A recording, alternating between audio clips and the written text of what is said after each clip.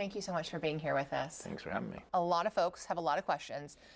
Let's start with the cruise. The man who just died in Placer County from Rockland just got off a cruise last week between San Francisco and Mexico. There was no quarantine on this ship.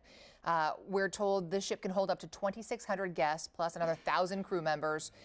All those folks got off. At least 2 of those passengers now have been confirmed coronavirus cases, one in Sonoma County and now this gentleman in Placer County who's died. So where are you in tracking down the other, presumably thousands of cruise ship passengers? Well, we actually do what's called contact tracing, where we trace the contacts of the sentinel case, this first case, and trace them backwards.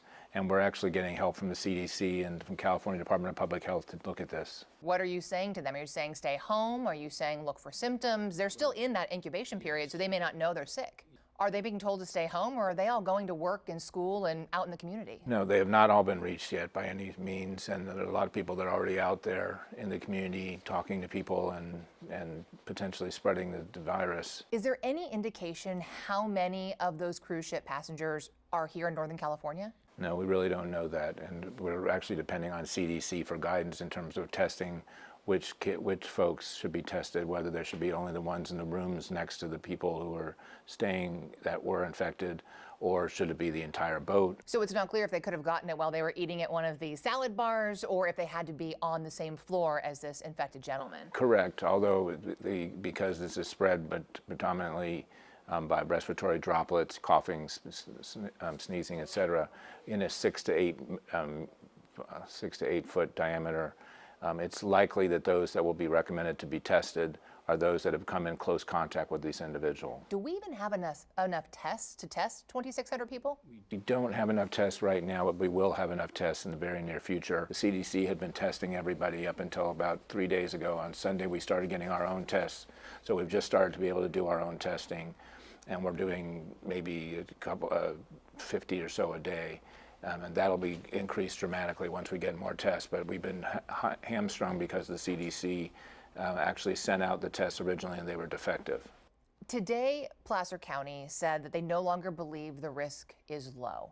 So for the general public, what do we need to know other than wash our hands, don't touch our face, if you're high risk, try to avoid crowds? But realistically, what do you need to know? Actually, that is, even though that's what your mom or dad talked to you about, that is very important in terms of preventing the spread of the disease. It actually has been shown to be very effective at spreading the disease, at decreasing the spreading of the disease. For those who have people in their family who are immunocompromised or who are elderly or who have chronic underlying health conditions, then they particularly should avoid areas where there are a lot of people, particularly where there are a lot of sick people. So, for example, if you have chronic underlying condition, I would not go to the emergency room unless you absolutely have to, because you're going to be exposed to people there, whether they're coronavirus or the flu or whatever. So similar types of things. If there's an immunocompromised child, I might hold them back from school for a period of time, potentially, if there is an area where there's a lot of spread of the disease. So, one of the things folks who are immunocompromised or folks who are maybe older are concerned about is catching this from, say, eating out or even food from the grocery store. We got a couple of questions about that. So if you go out to eat and say the person preparing your food has coronavirus and maybe doesn't know it, and they've sneezed on your food before they bring it to your table, what are the odds that you could catch it in that way? Yeah, the odds are very small. It's certainly conceivable, I suppose, but very small compared to other ways that you could get it, being in much closer proximity to someone who coughed right on you. It also gets back to your original point, which was, what are the simple mechanisms that people can take, or simple actions that people can take to avoid spreading the disease. One of them is not coughing in your hands or sneezing in your hands or sneezing on vegetables, but sneezing into the crook of your elbow. Right. And then washing your hands. Right, and I think folks are kind of more concerned about what other people might, you can control coughing yourself, but you can't control what your chef is doing, behind the kitchen door. Yeah, I think it's important to point out that before we get overly carried away, to learn to know what the basic facts are of this virus, and they are the following: that it's not unlike a major flu outbreak. That it's the same messages in terms of prevention, in terms of washing your hands, avoiding people that are sick, etc.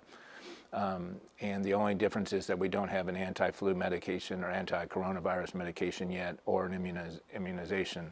but 81%, a full over 8/10 of the people that get this disease, including in China, have mild or no symptoms whatsoever. So for the vast majority of people, it's not going to be a major issue. It is, however, obviously more serious consequences for those who are older or who have chronic underlying conditions. Right, or who have family members who are in that category. Correct. So along those lines, we got a question about groceries. So folks are saying, okay, what if somebody who's sick has bottled my water or has sneezed on my bottled water at the store? Or vegetables, has sneezed on my vegetables. Will simply rinsing something off in the sink kill this virus? It wouldn't kill the virus, but it should be able to wash it off. So again, these are common things that we should be doing in terms of general keeping ourselves healthy. Washing all produce, you should normally be doing that because you want to wash off insecticides, for example, which are also on produce. So doing the kinds of things that we would recommend in everyday life still makes good sense. Healthcare workers. Right now, we're being told local healthcare workers are, in some cases, being forbidden to wear masks at work. Pharmacy workers, front desk staff, because they're trying to ration, I think it's a strong word, but prevent overuse of masks for when they need them later on. Only people doing direct patient care, in many cases, are being given masks. We now have 10 quarantine hospital employees from Kaiser Roseville, where this gentleman died, 48 that were contacted about concern of contact. Are we at a point now where people on the first line, people who are in the waiting rooms and accepting these patients, or at the pharmacy getting coughed on over the counter, should they be wearing the N95 protective masks too? They should potentially be wearing the N95 masks. We don't have enough of them nationwide. I just heard on the way in today that the administration is pushing for a lot more to be developed, to be produced, and that'll be very helpful, I think. But we don't have enough right now.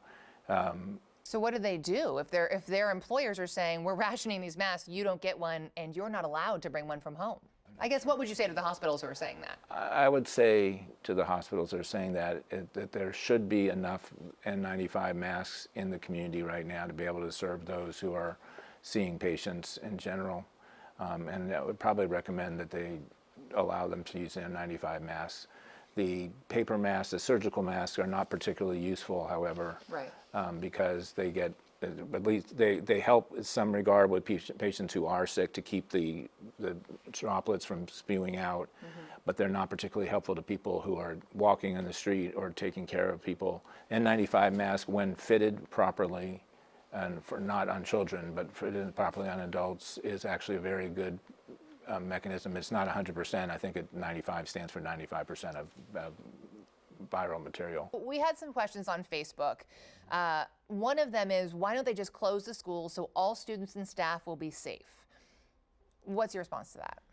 Well, there is no question that if there's an outbreak in a school, for example, just like it is with the heavy flu season, if we get 50% of kids in 4th and 5th grade at X school are testing positive or are coming down with symptoms, we would probably recommend for the school to be closed, both to be cleaned appropriately and disinfected, and then just to be closed to stop the cycle of spread. But it really doesn't make sense to shut down schools and a widespread shutdown of schools now because we only have 15 cases or so total, although there's clearly going to be more, and there are clearly going to be a lot more that are low and no symptoms or mild or asymptomatic.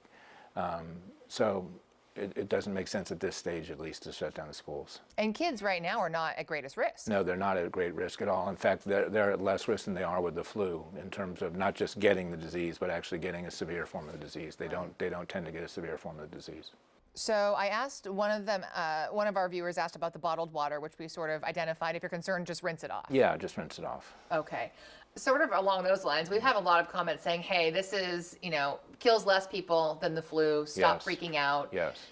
So for most healthy people, this is not a huge issue. That's correct. For most healthy people, this is not a huge issue.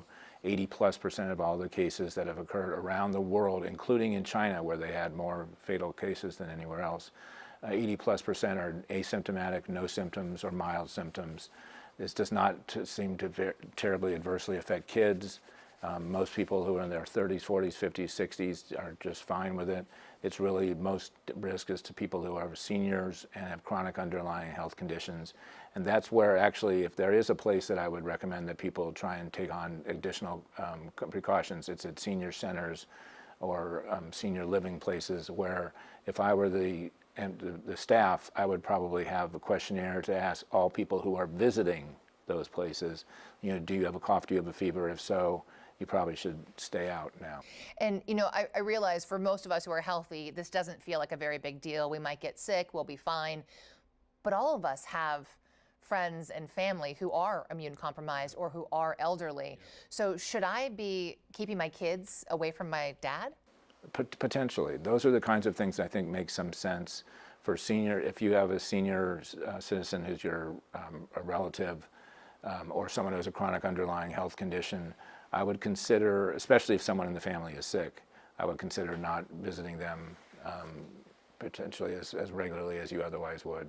And this is a 2-week incubation period, so I could be sick right now, not know it, and go visit my father right now. I mean, do we just stay away until this thing is over? I don't think so. We've got to live. I mean, you can't shut down the earth for 6 months or whatever. And somebody says it's a good idea to limit our outings, like shopping and kids' events. You would recommend that for high-risk folks? Yes, for high-risk folks, I think that makes some sense. But for the rest of us? I really don't think so.